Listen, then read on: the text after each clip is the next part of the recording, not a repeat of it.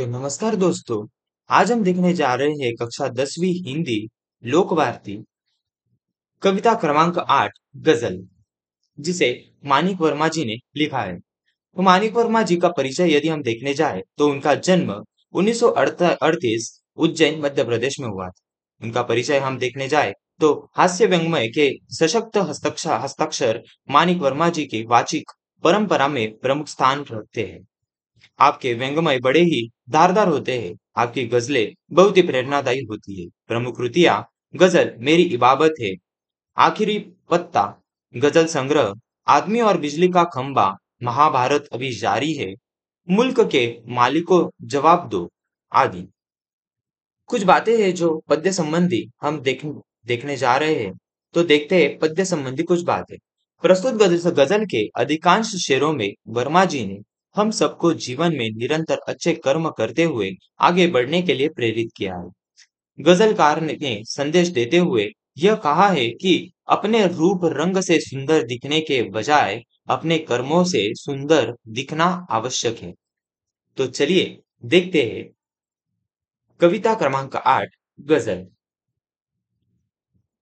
आपसे किसने कहा स्वर्णिम शिखर बनकर दिखो।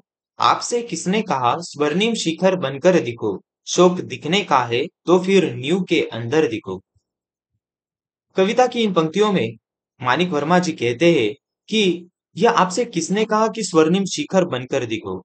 शोक दिखने का है तो फिर नींव के अंदर दिखो। जैसा कि हम जानते हैं कि जब भी बड़े बड़े मकान, बड़े बड़े बंगले, घर इत्यादि वस्तुएं जब बनाई जाती है तो उसके शिखर से ज्यादा उसके नींव पर सबसे ज्यादा अधिक ध्यान दिया जाता है।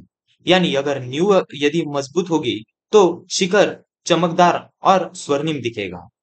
और सबसे ज्यादा अगर यदि जरूरत होती है तो नींव के दृढ़ होने की, यदि नींव भरी हो और नींव नींव के अंदर अगर दृढ़ता होगी तो शिखर स्वर्णिम ही दिखता है। चल पड़ी तो गर्द बनकर आसमानों पर लिखो, और अगर बैठो कहीं तो मील का पत्थर दिखो। चल पड़ी तो गर्द, गर्द यानी धूल, बनकर आसमानों पर लिखो, और अगर बैठो कहीं तो मील का पत्थर दिखो। यहाँ पर कवि बात कर रहे हैं कि यदि हम जीवन में चल पड़े तो आसमानों पर हमें धूल बनकर आसमानों पर लिखना है। यानी हमें हमारे जीवन में कर्म से प्रगति करनी चाहिए। जैसा कि हम जानते हैं कि धूल जब तेज हवाएं चलती है तो धूल उड़कर इधर उधर फैल जाती है और आसमानों पर जैसे मानो धूल का एक बवंडर जैसा छा जाता है। और अगर बैठो कहीं तो मील का पत्थर दिखो। मील का पत्थर यानी दिशा दर्शक पत्थर। जैसा कि हम जानते हैं कि जब हम सफर कर रहे होते हैं तो जगह जगह मील के पत्थर यानी छोटे छोटे ऐसे पत्थर लगाए जाते हैं जहां पर लिखा होता है कि आपका गंतव्य, यानी जहां पर आप पहुंचने वाले हो, तो वह 10 किलोमीटर बचा है, 5 किलोमीटर बचा है। तो यहाँ पर कवि जी का कहना भी है कि यदि हम हमारे जीवन में हमें मील के पत्थर की तरह दिखना चाहिए। यानी हम हमें हमारे जीवन से किसी को जो सही दिशा होगी तो उसे दिशा का दर्शन, यानी दिशा दर्शक जो कि हमें योग्य दिशा उसे दिखानी चाहिए। यानी योग्य जो सही राह है उसे हम उन्हें दिखाना चाहिए। सिर्फ देखने के लिए दिखना कोई दिखना नहीं, आदमी हो तुम अगर तो आदमी बनकर दिखो। कवि जी का यहाँ पर कहना है कि कुछ लोग दिखने और देखने के लिए कुछ भी यानी सिर्फ बाहरी रूप से अपनी सुंदरता पर ध्यान देते हैं। तो हमें बाहरी सुंदरता से सुंदर दिखने के बजाय हमें अपने कर्मों से श्रेष्ठ बनना चाहिए, अपने कर्मों से सुंदर बनना चाहिए। यहाँ पर कवि जी कहते हैं कि आदमी हो तुम अगर तो आदमी बनकर दिखो। यानी हमें आदमी यानी मनुष्य की तरह जीवन जीना चाहिए, मनुष्य की तरह अच्छे कर्म करने चाहिए और हमें कर्म से श्रेष्ठ बनना चाहिए। कर्मण्यवाधिकारस्य मा फलेषु कदाचन। तो हमें निष्काम कर्म करते रहने चाहिए, यह कवि जी का कहना है। जिंदगी की शक्ल जिसमें टूट कर बिखरे नहीं, पत्थरों के शहर में वो आईना बनकर दिखो। कवि जी का यहाँ पर कहना है कि जिंदगी की शक्ल जिसमें टूट कर बिखरे नहीं, पत्थरों के शहर में वो आईना बनकर दिखो। यानी हमें हमारी ऐसी शख्सियत बननी चाहिए, हमारी ऐसी शख्सियत हमारी जिंदगी में होनी चाहिए कि हमें अ, कि हम दूसरों को उनके जीवन में अपने जीवन द्वारा प्रेरणा दे सके, उनको सही राह दिखा सके। पत्थरों के शहर में हमें वो आईना बनकर दिखना चाहिए। यानी ऐसा शहर जहाँ पर चारों ओर पत्थर ही पत्थर है, लेकिन हमें ऐसा एक आईना बनकर दिखना चाहिए कि हमारे जीवन में हमने जो स्वीकारा है, तो वो दूसरों के लिए एक आदर्श बनना चाहिए। तो ऐसा हमें हमारा जीवन जीना चाहिए।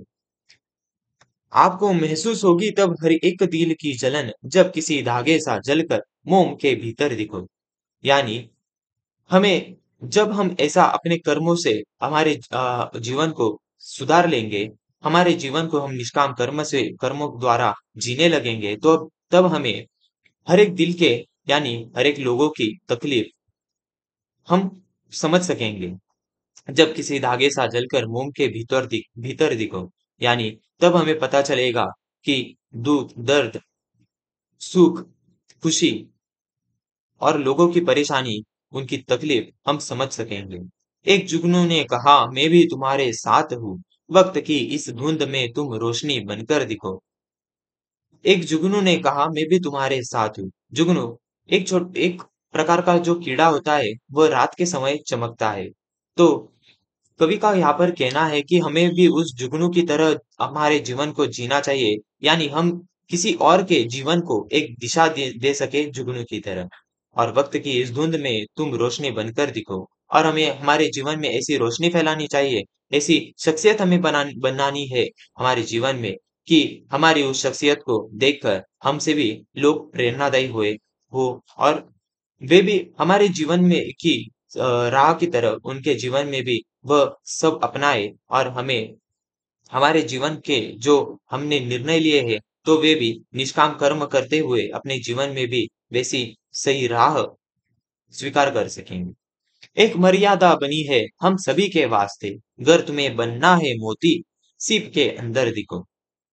हम सबको पता है कि हमारे सबके लिए एक मर्यादा बनी है और हमें मर्यादा में रहकर ही जीवन को जीना चाहिए। यानी जो नियम है, जो नियम समाज समाज के नियम है, तो उन समाज के नियमों के अधीन होकर ही हमें हमारे जीवन को जीना चाहिए। अगर तुम्हें बनना है मोती तो सीप के अंदर देखो। और जैसा कि हम जानते हैं कि सी मोती जो कि समुद्र में सीप के अंदर पाए जाते हैं, तो मोती भी डायरेक्ट मतलब ऐसे खुले नहीं होते हैं, वो वे भी सीप के अंदर बंद होते हैं। तो यदि हमें मोती बनना है, उस मोती की तरह चमकना है, तो हमारे जीवन में भी हमें सीप के अंदर हमें मोती की तरह दिखना चाहिए।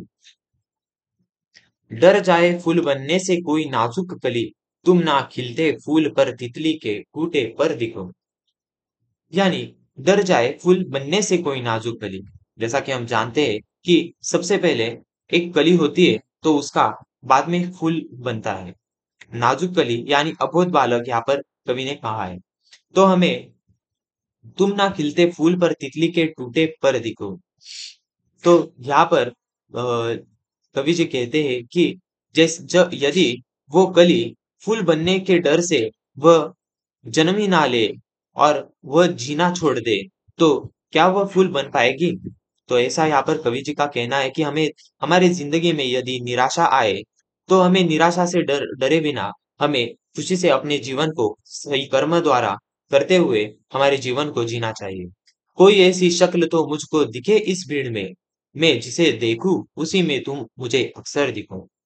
यानी यह आजकल हम देखते हैं कि यदि कहीं दुर्घटना होती है, कहीं अपघात होता है, तो लोगों की भीड़ वहां पर जमा हो जाती है। तो किसके लिए? फोटो खींचने के लिए, वीडियो बनाने के लिए। लेकिन कवि का यह कहना है कि कोई ऐसी शक्ल तो मुझको दिखे इस भीड़ में, मैं जिसे देखूं उसी में तुम मुझे अक्सर दिखो। यानी उस भीड़ में कोई भी ऐसा व्यक्ति नहीं होता, कोई भी ऐसी शक्ल नहीं होती, कोई भी ऐसी शख्सियत नहीं होती कि जो आकर उस अपघात या दुर्घटना में जो आधीन होकर जो फंस गया है उसकी मदद करे। तो कवि का कहना है कि कोई ऐसी शक्ल तो इस भीड़ में मुझे दिखे कि जिसे मैं देखूं तो उसी में मैं मुझे उसमें दिखना चाहिए। यानी लोगों को यदि कोई जिसको मदद की जरूरत हो तो उसे मदद करने के लिए तत्पर रहने की तत्पर रहने वाले लोगों की भी वहां पर जरूरत होनी चाहिए। तो यह तभी हासिल हो पाएगा जब सभी अपने जीवन में अच्छे कर्म द्वारा श्रेष्ठ बनने का प्रयास करेंगे, ना कि सिर्फ बाहर की सुंदरता और देखने दिखने का जो दिखावा किया जाता है उसको उसके अधीन होकर। यह गजल ली गई है गजल मेरी इबादत से।